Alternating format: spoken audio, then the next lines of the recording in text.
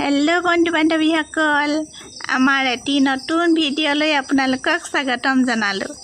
আমাৰ এই অকণমানি মিনি পোৱালিটো চাওকচোন কেনেকৈ ইমান ধুনীয়াকৈ শুই আছে, ভাল লাগিছে নহয়নে দেখি?